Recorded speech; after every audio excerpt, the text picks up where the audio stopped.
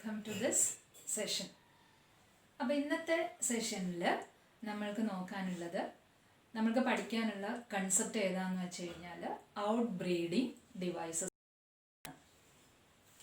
അപ്പോൾ എന്താണ് out breeding devices എന്ന് പറയുന്ന ആ ഒരു കൺസെപ്റ്റ് സൂചിപ്പിക്കുന്നത്? ഔട്ട് ബ്രീഡിങ് ഡിവൈസസ് എന്ന് പറഞ്ഞു കഴിഞ്ഞാൽ പ്ലാന്റ്സിൽ ക്രോസ് പോളിനേഷനെ ഫേവർ ചെയ്യാനുള്ള ചില ഡിവൈസസ്, ചില മെത്തേഡ്സ് ഏതൊക്കെയാണെന്നുള്ളതാണ് നമുക്ക് ഇന്നത്തെ ക്ലാസ്സിൽ നോക്കേണ്ടത്.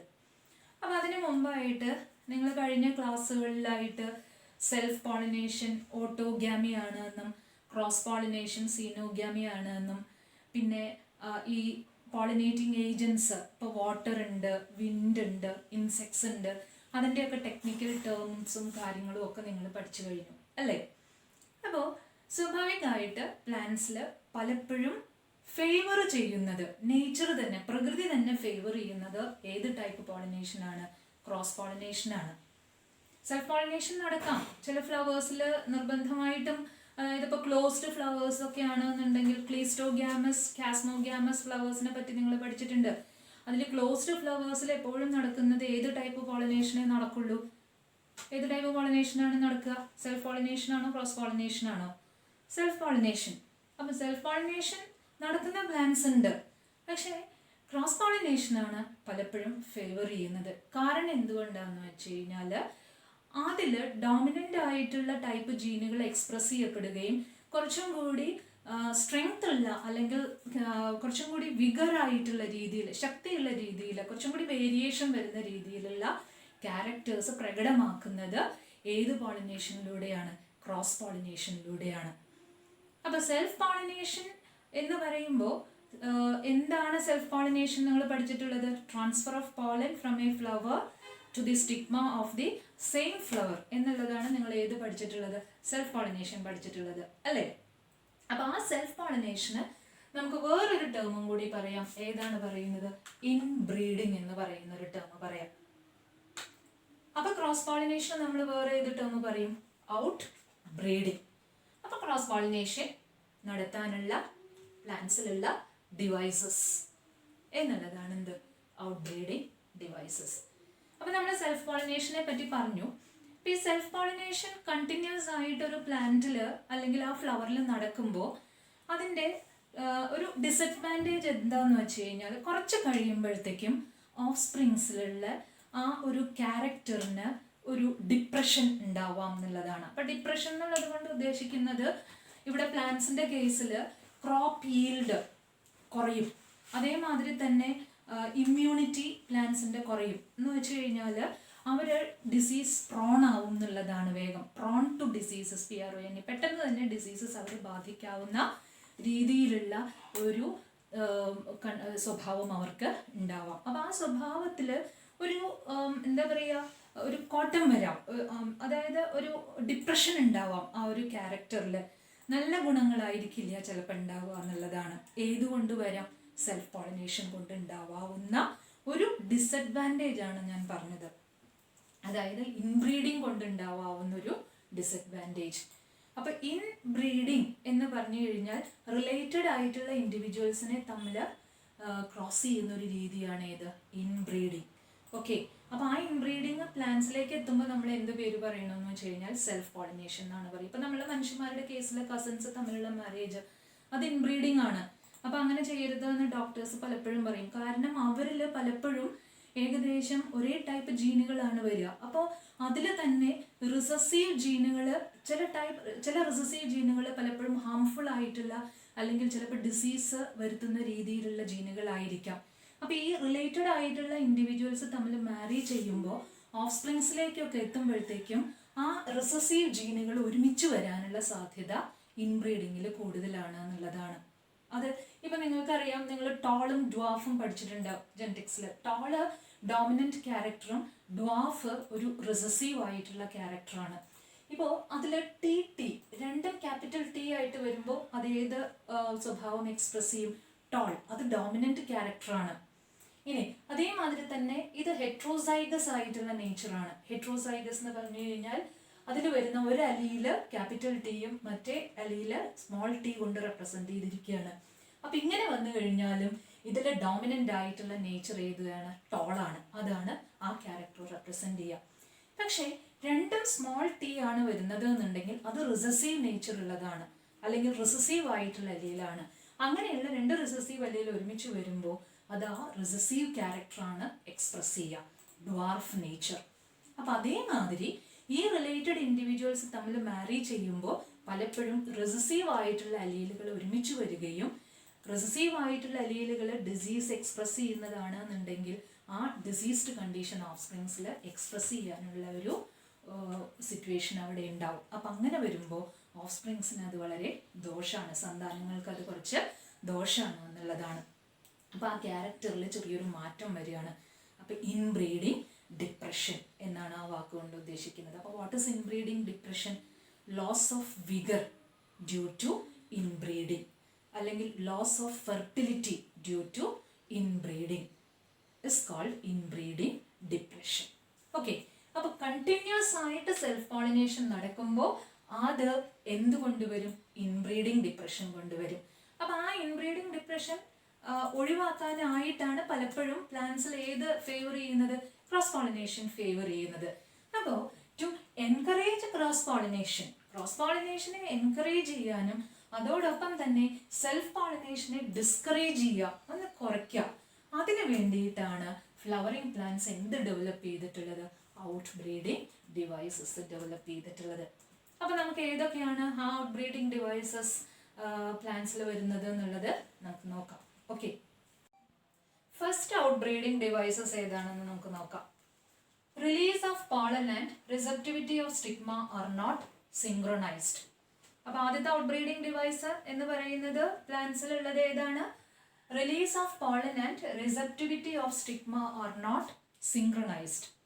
അപ്പം അത് പറയുന്നതിന് മുമ്പായിട്ട് നിങ്ങൾ കഴിഞ്ഞ ക്ലാസ്സുകളിൽ പഠിച്ചിട്ടുണ്ട് മെയിൽ ഗ്യാമറ്റോഫൈറ്റ് എന്ന് പറയുന്നത് ഏതാണെന്ന് പഠിച്ചിട്ടുണ്ട്? പോളൻ ഗ്രെയിൻ ആണെന്ന് പഠിച്ചിട്ടുണ്ട് അല്ലേ? അപ്പോൾ പോളിനേഷനിൽ ഈ പോളൻ ജെർമിനേഷൻ എന്നുള്ളതാണ് അതിൽ വരുന്നത് അല്ലേ? അപ്പോൾ പോളൻ സ്റ്റിഗ്മയിൽ പതിച്ചു കഴിഞ്ഞാൽ ഈ ജേം പോറിലൂടെ എൻടൈൻ എക്സ്റ്റെൻഡ് ചെയ്തുകൊണ്ട് പോളൻ ട്യൂബ് ഫോം ചെയ്യുകയും ആ പോളൻ ട്യൂബിലേക്ക് രണ്ട് മെയിൽ ഗമീറ്റ്സ് ട്രാൻസ്ഫർ ചെയ്യപ്പെടുകയും ആ പോളൻ ട്യൂബ് സ്റ്റൈലിലൂടെ ഈ പറയുന്ന ഓവറിയുടെ ഉള്ളിലൂടെ ഓവ്യൂളിൻ്റെ ഉള്ളിലുള്ള എംബ്രിയോ സാക്കിൻ്റെ ഉള്ളിലേക്ക് ഈ മെയിൽ ഗമീറ്റ്സിനെ ഡിസ്ചാർജ് ചെയ്യുന്നു എന്നുള്ളതാണ് അതിൽ വരുന്നത്. അപ്പോൾ സ്റ്റിഗ്മയിൽ പോളൻ വന്ന് പതിച്ചു കഴിഞ്ഞാൽ ആ പോളൻ എന്ത് ചെയ്യണം? ജെർമിനേറ്റ് ചെയ്യണം. ആ ജെർമിനേറ്റ് ചെയ്യണമെന്നുണ്ടെങ്കിൽ സ്റ്റിഗ്മ സമ്മതിക്കണം. സ്റ്റിഗ്മ കുറച്ച് ന്യൂട്രിയൻസ് ഒക്കെ, അതായത് പോളൻ അവിടെ വന്നിരുന്നു കഴിഞ്ഞാൽ നീ ശരിയായ പോളനാണ് വന്നിരിക്കുന്നത്, ഞാൻ നിനക്ക് വേണ്ട ന്യൂട്രിയൻസ് തരാം, ജെർമിനേറ്റ് ചെയ്യാൻ വേണ്ടി അല്ലെങ്കിൽ പോളൻ ട്യൂബ് ഫോം ചെയ്യാൻ വേണ്ടിയിട്ടുള്ള ന്യൂട്രിയൻസ് നിനക്ക് തരാം എന്ന് പറഞ്ഞുകൊണ്ട് അതിൻ്റെ ജെർമിനേഷനെ എന്ത് ചെയ്യണം എന്ന് വെച്ച് കഴിഞ്ഞാൽ സമ്മതിക്കണം എന്നുള്ളതാണ്. അപ്പോൾ സ്റ്റിഗ്മയിൽ ആ പോളൻ ജെർമിനേഷൻ നടന്നു കഴിഞ്ഞാൽ പോളൻ ട്യൂബ് ഫോം ചെയ്ത് ആ പോളൻ ട്യൂബിലൂടെ മെയിൽ ഗമീറ്റ്സ് എംബ്രിയോ സാക്കിൻ്റെ ഉള്ളിലേക്ക് ഡിസ്ചാർജ് ചെയ്യുകയാണ് ചെയ്യുന്നത്. അപ്പോൾ സ്വാഭാവികമായിട്ടും സെൽഫ് പോളിനേഷൻ നടക്കുന്ന പ്ലാന്റ്സിൽ ഈ പോളൻ റിലീസ് ചെയ്യുന്ന സമയത്ത് അല്ലെങ്കിൽ ഈ പോളൻ ഫങ്ഷണൽ ആവുന്ന സമയത്ത് തന്നെ എന്തും ഫങ്ഷണൽ ആയിരിക്കണം എന്നുള്ളതാണ്. ഈ പറയുന്ന എംബ്രിയോ സാക്കിൻ്റെ ഉള്ളിലുള്ള ഫീമെയിൽ ഗമീറ്റും ഫങ്ഷണൽ ആയിരിക്കണം. എന്നാലേ ആ പോളൻ ട്യൂബിലൂടെ മെയിൽ ഗമീറ്റ് ഈ ഓവ്യൂളിൻ്റെ ഉള്ളിലുള്ള എംബ്രിയോ സാക്കിൻ്റെ ഉള്ളിലേക്ക് എത്തുമ്പോഴത്തേക്കും ഫീമെയിൽ ഗമീറ്റായിട്ട് ഫ്യൂസ് ചെയ്യാൻ പറ്റുള്ളൂ. അല്ലെങ്കിൽ സ്റ്റിഗ്മ ഈ ന്യൂട്രിയൻസ് പ്രൊവൈഡ് ചെയ്തുകൊണ്ട് അതിൻ്റെ ജെർമിനേഷൻ അല്ലെങ്കിൽ പോളൻ ട്യൂബിൻ്റെ ഫോർമേഷനെയൊക്കെ സമ്മതിക്കുള്ളൂ എന്നുള്ളതാണ്. അതല്ലാതെ പോളൻ റിലീസിങ് എപ്പോഴോ നടന്നു, കുറേ കഴിഞ്ഞിട്ടാണ് പോളൻ സ്റ്റിഗ്മയിൽ വന്ന് പതിക്കുന്നത്. അപ്പോഴത്തേക്കും സ്റ്റിഗ്മ റിസീവ് ചെയ്യാനുള്ള ആ ഒരു സമയമൊക്കെ കഴിഞ്ഞിട്ടുണ്ടാവും. അപ്പോൾ സ്വാഭാവികമായിട്ടും അവിടെ എന്ത് നടക്കില്ല? പോളൻ ജെർമിനേഷൻ നടക്കില്ല. അപ്പോൾ സെൽഫ് പോളിനേഷൻ നടത്തുന്ന പ്ലാന്റ്സിൽ അല്ലെങ്കിൽ സെൽഫ് പോളിനേഷൻ നടക്കുന്ന ഫ്ലവേഴ്സിൽ പലപ്പോഴും ഈ പോളൻ റിലീസ് ചെയ്യുന്ന സമയത്ത് തന്നെ സ്റ്റിഗ്മ എന്ത് ചെയ്തിട്ടുണ്ടാവും? റിസപ്റ്റീവ് ആയിട്ടുണ്ടാവും. അതായത് ഈ പോളനെ സ്വീകരിക്കാനുള്ള മുന്നൊരുക്കങ്ങളൊക്കെ നടത്തിയിട്ടുണ്ടാവും എന്നുള്ളതാണ് അല്ലേ? അപ്പോൾ അങ്ങനെ വരുമ്പോൾ ക്രോസ് പോളിനേഷൻ ആണ് ആ ഫ്ലവറിൽ ഫേവർ ചെയ്യേണ്ടത് എന്നുണ്ടെങ്കിൽ ആ ഫ്ലവർ എന്ത് ചെയ്യില്ല? പോളൻ ആ ഫ്ലവറിൽ പോളൻ ഫ്ലവർ ആണെന്ന് വെക്കുക. ആ ഫ്ലവറിൽ പോളനും ഉണ്ടാവും, എന്തും ഉണ്ടാവും, ഫീമെയിൽ ഗമീറ്റ് ബെയർ ചെയ്യുന്ന ഈ ഓവ്യൂൾ അല്ലെങ്കിൽ ഓവറി പിസ്റ്റിലും ഉണ്ടാവും എന്നുള്ളതാണ്. അപ്പോൾ പോളനൊക്കെ ആ ഫ്ലവറിൽ അങ്ങോട്ട് റിലീസ് ചെയ്യും, പക്ഷെ സ്റ്റിഗ്മ അപ്പോഴും ഉണ്ടാകാതിരിക്കും. സ്റ്റിഗ്മ റിസീവ് ചെയ്യാൻ ഒരുക്കല്ല എന്നുള്ളതാണ്. കാരണം അതിൽ സെൽഫ് പോളിനേഷൻ നടക്കണ്ട എന്നുള്ളതാണ് ആ ഫ്ലവറിന്. അതിൽ ഏതേ നടക്കാൻ പാടുള്ളൂ, ക്രോസ് പോളിനേഷനെ നടക്കാൻ പാടുള്ളൂ. അപ്പോൾ ഈ പറയുന്ന ക്രോസ് പോളിനേഷൻ ഡിവൈസ് എന്ന് പറയുന്നത് release of pollen and receptivity of stigma are not synchronised in that flower എന്നുള്ളതാണ്. അതായത് പോളൻ റിലീസ് ചെയ്യുന്ന സമയത്ത് തന്നെ സ്റ്റിഗ്മ റിസെപ്റ്റീവ് ആയിക്കൊള്ളണം എന്നില്ല. അത് രണ്ടിനും ഒരു ഏകീകരണമില്ല. സെൽഫ് പോളിനേഷൻ നടക്കണമെന്നുണ്ടെങ്കിൽ ഇതിന് രണ്ടിനും ഒരു ഏകീകരണം ഉണ്ടാവണം. പോളൻ റിലീസിനും സ്റ്റിഗ്മ റിസീവ് ചെയ്യുന്നതിനും ഒരു കോർഡിനേഷൻ ഉണ്ടാവണം എന്നുള്ളതാണ്, അല്ലേ? ആ ഒരു കോർഡിനേഷൻ ഇല്ല എന്നുണ്ടെങ്കിൽ അവിടെ എന്ത് നടക്കില്ല, സെൽഫ് പോളിനേഷൻ നടക്കില്ല. ഏതേ നടക്കുള്ളൂ, ക്രോസ് പോളിനേഷനേ നടക്കുള്ളൂ. അപ്പോൾ first device found in plants to favour cross pollination, അല്ലെങ്കിൽ first outbreeding device found in plants. ഒരു ഔട്ട് ബ്രീഡിംഗ് ഡിവൈസിൽ വരുന്ന ഒരു ഡിവൈസ് എന്ന് പറയുന്നത് release of pollen and receptivity of stigma are not synchronised. ഇത് പ്രോട്ടോഗൈനി, പ്രോട്ടാൻഡ്രി എന്ന് പറയുന്ന രണ്ട് ടേം കൊണ്ട് നമുക്ക് വേണമെങ്കിൽ പറയാം. പ്രോട്ടോഗൈനി എന്ന് പറഞ്ഞു കഴിഞ്ഞാൽ ഗൈനീഷ്യം ആദ്യം മെച്ചുറായി പോയിട്ടുണ്ടാവും, അപ്പോഴത്തേക്കും വേറെ പോളൻ വന്ന് പതിച്ച് ജെർമിനേറ്റ് ചെയ്ത് അതിൻ്റെ ഫെർട്ടിലൈസേഷൻ ഒക്കെ കഴിഞ്ഞിട്ടുണ്ടാവും. ഇനി പ്രൊട്ടാൻഡ്രി എന്ന് പറഞ്ഞു കഴിഞ്ഞാൽ ആൻഡ്രീഷ്യം ആദ്യം തന്നെ മെച്ചുറായി പോളനൊക്കെ റിലീസ് ചെയ്ത് വേറെ ഏതെങ്കിലും ഫ്ലവറിൻ്റെ സ്റ്റിഗ്മയിൽ പതിച്ചിട്ട് അതിൻ്റെ പോളിനേഷൻ നടന്നിട്ടുണ്ടാവും എന്നുള്ളതാണ്. അപ്പോൾ സ്വാഭാവിക സ്റ്റിഗ്മയും മെച്ചുർ ചെയ്യുന്നത് രണ്ട് ടൈമിലായിരിക്കും, അറ്റ് ഡിഫറെൻറ്റ് ടൈംസ് എന്നുള്ളതാണ്. Release of pollen and receptivity of stigma are not synchronised എന്ന് പറയുന്ന പോയിന്റ് വ്യക്തമാക്കുന്നത്. ഇനി രണ്ടാമത്തെ ഒരു ഡിവൈസ് എന്ന് പറയുന്നത്, അല്ലെങ്കിൽ രണ്ടാമത്തെ ഒരു മെത്തേഡ് ക്രോസ് പോളിനേഷനെ ഫേവർ ചെയ്യുന്നത്, anther and stigma are placed at different locations എന്നുള്ളതാണ്. അതായത് ഒരു ഫ്ലവറിൻ്റെ കേസിൽ സ്റ്റിഗ്മ പിസ്റ്റിൽ കുറച്ച് മുകളിലേക്കായിട്ടും ആന്തർ ആ ഫ്ലവറിൻ്റെ ലോവർ ഭാഗത്തേക്കായിട്ട് വരികയാണെന്നുണ്ടെങ്കിൽ ഈ പറയുന്ന സ്റ്റിഗ്മ ഹയർ പൊസിഷനിലും ഈ പറയുന്ന ആന്തർ ലോവർ പൊസിഷനിലും ആയിരിക്കും എന്നുള്ളതാണ്, അല്ലേ? രണ്ട് ലൊക്കേഷനിലാണ് അപ്പോൾ അവർ വരുന്നത്. അപ്പം അങ്ങനെ വരുമ്പോൾ ആന്തറും സ്റ്റിഗ്മയും രണ്ട് ലൊക്കേഷനിൽ പ്ലേസ് ചെയ്യുക എന്ന് പറയുമ്പോൾ പെട്ടെന്ന് അതിലെന്ത് നടക്കില്ല, സെൽഫ് പോളിനേഷൻ നടക്കില്ല. അതാണ് anther and stigma are placed at different locations എന്ന് പറയുന്നത്. ഇനി മറ്റൊരു ഡിവൈസ് പ്ലാന്റ്സിൽ കാണുന്നത് സെൽഫ് ഇൻകമ്പാറ്റിബിലിറ്റി എന്ന് പറയും. എന്താണ് സെൽഫ് ഇൻകമ്പാറ്റിബിലിറ്റി എന്ന് വെച്ച് കഴിഞ്ഞാൽ, ഒരു ഫ്ലവറിൻ്റെ പോളൻ അതിൻ്റെ തന്നെ സ്റ്റിഗ്മയിൽ പതിക്കുമ്പോൾ എന്ത് നടത്താൻ കഴിയില്ല, ഫെർട്ടിലൈസേഷൻ പ്രോസസ്സ് നടത്താൻ കഴിയില്ല. അത് ചിലപ്പോൾ സ്റ്റിഗ്മയിൽ ഈ പോളൻ വന്ന് പതിക്കുന്നുണ്ടാവും. അപ്പോൾ സ്റ്റിഗ്മയിൽ പോളൻ വന്ന് പതിച്ചിട്ട് പോളൻ ട്യൂബ് ഫോം ചെയ്യുന്നുണ്ടാവും. പക്ഷെ ആ പോളൻ ട്യൂബിന് എവിടേക്ക് എത്താൻ സാധിക്കില്ല, എംബ്രിയോസാക്കിലേക്ക് എത്താൻ സാധിക്കില്ല. ചിലപ്പോൾ പോളൻ ട്യൂബ് തന്നെ ഫോം ചെയ്യാൻ സാധിക്കില്ല എന്നുള്ളതാണ്. അപ്പോൾ ഇതൊരു ജനറ്റിക് മെക്കാനിസമാണ്. അതായത് ഒരേ ഫ്ലവറിൻ്റെ പോളൻ തന്നെ അതിൻ്റെ സ്റ്റിഗ്മയിൽ പതിക്കുമ്പോൾ ജനറ്റിക്കലി ഇത് രണ്ടും മാച്ച് ആവില്ല എന്നുള്ളതാണ്. അപ്പോൾ സ്വാഭാവികമായിട്ട് സ്റ്റിഗ്മ അതിനെ എന്ത് ചെയ്യും, റിജക്റ്റ് ചെയ്യും. ആ പോളനെ റിജക്റ്റ് ചെയ്യുന്നൊരു സംവിധാനം പ്ലാന്റിൻ്റെ ജനറ്റിക് മെക്കാനിസം സ്റ്റിഗ്മയിലും പോളനിലുള്ള ജനറ്റിക് മെക്കാനിസം കൊണ്ടുണ്ടാവുന്നുണ്ട്. അതിനെയാണ് എന്ത് പേര് പറയുന്നത്, self incompatibility. Self fertilisation, self pollination incompatible ആണ്, നടക്കില്ല. അല്ലെങ്കിൽ അത് ഇൻകമ്പാറ്റിബിൾ ആണ് എന്ന് പറഞ്ഞു കഴിഞ്ഞാൽ അതൊരു റോങ് പോളനായിട്ട് സ്റ്റിഗ്മയിൽ വന്ന് പതിക്കുന്ന ഒരു രീതിയായിട്ട് വരികയാണ് എന്നുള്ളതാണ്. അപ്പോൾ what is self incompatibility? Pollen of a flower cannot germinate on the stigma of same flower due to genetic mechanism. അപ്പോൾ ഇത് എന്തുകൊണ്ടൊക്കെയാണെന്ന് വെച്ച് കഴിഞ്ഞാൽ ചിലപ്പോൾ പോളൻ ട്യൂബ് ഫോം ചെയ്യില്ല. പോളൻ ട്യൂബ് ഫോം ചെയ്ത് കഴിഞ്ഞാലും ആ പോളൻ ട്യൂബിന് സ്റ്റൈലിലൂടെ എൻട്രി ചെയ്യാൻ പറ്റില്ല. ഇങ്ങനെയുള്ള സംവിധാനങ്ങൾ കൊണ്ട് ആ ഒരു ജനറ്റിക് മെക്കാനിസം വരുമ്പോൾ ഇതിൻ്റെ രണ്ടിൻ്റെയും അതായത് പോളൻ ജെർമിനേറ്റ് ചെയ്യണമെന്നുണ്ടെങ്കിൽ പോളനിലുള്ള എൻസൈംസ് സ്റ്റിഗ്മ ഒന്ന് തുറന്നുകൊണ്ട് സ്റ്റിഗ്മയിലൂടെ മുന്നേറാൻ പറ്റണം. അതേമാതിരി തന്നെ സ്റ്റിഗ്മ ന്യൂട്രിയൻസ് കൊടുക്കണം. കാൽഷ്യം ബോറോൺ ഇനോസിറ്റോൾ കോംപ്ലെക്സ് എന്ന് പറയും. അങ്ങനെയുള്ള ന്യൂട്രിയൻസ് ഒക്കെ പ്രൊവൈഡ് ചെയ്തിട്ടാണ് സ്റ്റൈലിലൂടെ ഈ പോളൻ ട്യൂബ് എൻ്റർ ചെയ്യുക. അപ്പോൾ ഈ രണ്ട് സംവിധാനങ്ങളും ഇതിൻ്റെ ജനറ്റിക് മെക്കാനിസം കൊണ്ട് ഒരു പാകപ്പെടാത്ത രീതി വരും എന്നുള്ളതാണ്. അത് എന്തിനു വേണ്ടിയിട്ടാണെന്ന് വെച്ച് കഴിഞ്ഞാൽ സെൽഫ് പോളിനേഷൻ തടയാനും ക്രോസ് പോളിനേഷൻ ഫേവർ ചെയ്യാനുമാണ്. Next, production of unisexual flowers. അടുത്തൊരു ഡിവൈസ് ഏതാ? Production of unisexual flowers. അപ്പോൾ കഴിഞ്ഞ ക്ലാസ്സിൽ നമ്മൾ പഠിച്ചിട്ടുണ്ട് അല്ലേ, എന്താ യൂണിസെക്ഷൽ ഫ്ലവേഴ്സ് എന്നുള്ളത്? എന്താ യൂണിസെക്ഷൽ ഫ്ലവേഴ്സ് എന്ന് പറയുന്നത്? എന്താണ് നമ്മൾ യൂണിസെക്ഷൽ ഫ്ലവർ എന്നുള്ളത് കൊണ്ട് ഉദ്ദേശിക്കുന്ന കുട്ടികളെ? എന്താണ്? Either stamen or pistil bearing flower അല്ലേ? ഒരു ഫ്ലവറിൽ ഒന്നില്ലെങ്കിൽ സ്റ്റേമനേ ഉണ്ടാവുള്ളൂ, അല്ലെങ്കിൽ പിസ്റ്റലേ ഉണ്ടാവുള്ളൂ. എന്നിട്ട് സ്റ്റാമിനേറ്റ് ഫ്ലവർ, പിസ്റ്റൽ കാണുന്ന ഫ്ലവറിനെ പിസ്റ്റലേറ്റ് ഫ്ലവർ നമ്മൾ പഠിച്ചു. ഓക്കെ, അപ്പോൾ ആ പ്രൊഡക്ഷൻ ഓഫ് യൂണിസെക്ഷൽ ഫ്ലവേഴ്സ് എന്ന് പറയുന്നത് അതാണ്.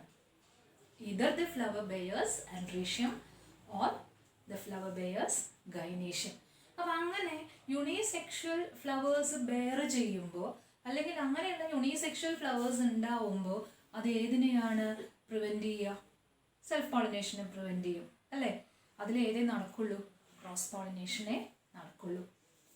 പക്ഷേ അതിൽ ചെറിയൊരു ഇത് വരുന്നത് എന്താണെന്ന് വെച്ച് കഴിഞ്ഞാൽ, മൊണീഷ്യസ് പ്ലാന്റ്സിനെ പറ്റിയിട്ട് നിങ്ങൾ പഠിച്ചിട്ടുണ്ട്. എന്താ monoecious plants? Both the flowers, unisexual flowers രണ്ട് ഫ്ലവറിലാണെന്നുണ്ടെങ്കിലും രണ്ട് ഫ്ലവേഴ്സും ഒരേ പ്ലാന്റിൽ തന്നെ കാണുകയാണെന്നുണ്ടെങ്കിൽ നമ്മൾ അതിന് എന്ത് പേര് പറയുന്നുണ്ട്? Monoecious plant. അപ്പം ആ മൊണീഷ്യസ് പ്ലാന്റിൽ ഈ പറയുന്ന ഫ്ലവേഴ്സ് രണ്ടും കൂടി വരികയും അവിടെ നമ്മൾക്ക് ഏതേ പ്രിവെൻറ്റ് ചെയ്യാൻ, അല്ലെങ്കിൽ ആ പ്ലാന്റ്സിന് അല്ലെങ്കിൽ ആ ഫ്ലവേഴ്സിന് ഏതേ പ്രിവെൻറ്റ് ചെയ്യാൻ പറ്റുള്ളൂ? ഓട്ടോഗ്യാമിയെ പ്രിവെൻറ്റ് ചെയ്യാൻ പറ്റുള്ളൂ. പക്ഷെ ചിലപ്പോൾ അതിൽ എന്ത് നടക്കാമെന്ന് വെച്ച് കഴിഞ്ഞാൽ ഗീറ്റണോഗ്യാമി. അതും നിങ്ങൾ നേരത്തെ പഠിച്ചിട്ടുണ്ട്. മാരേജ് ബിറ്റ്വീൻ നെയ്ബേഴ്സ് എന്ന് വേണമെങ്കിൽ പറയാം. ഗീറ്റണോഗ്യാമി, ഒരേ പ്ലാന്റിലുള്ള രണ്ടടുത്തടുത്ത ഫ്ലവേഴ്സ് തമ്മിൽ എന്ത് നടക്കാമെന്ന് വെച്ച് കഴിഞ്ഞാൽ പോളിനേഷൻ പ്രോസസ്സ് നടക്കാമെന്നുള്ളതാണ്. അപ്പോൾ anyway, production of unisexual flowers എന്നുള്ളതാണ് സെൽഫ് പോളിനേഷൻ തടയാനുള്ള ഒരു മാർഗം, ക്രോസ് പോളിനേഷൻ ഫേവർ ചെയ്യാനുള്ള ഒരു ഉപാധി. ഓക്കെ, അതിൻ്റെ എക്സാമ്പിൾ നിങ്ങൾക്ക് ടെക്സ്റ്റിൽ രണ്ടെണ്ണമാണ് കൊടുത്തിട്ടുള്ളത്. ഇപ്പം മത്തൻ്റെ പൂവൊക്കെ നമ്മൾക്ക് എക്സാമ്പിളായിട്ട് പറയാം. മത്തൻ ആൺപൂവും പെൺപൂവും ഉണ്ട്, അത് രണ്ടും ഒരേ പ്ലാന്റിലാണ് വരിക.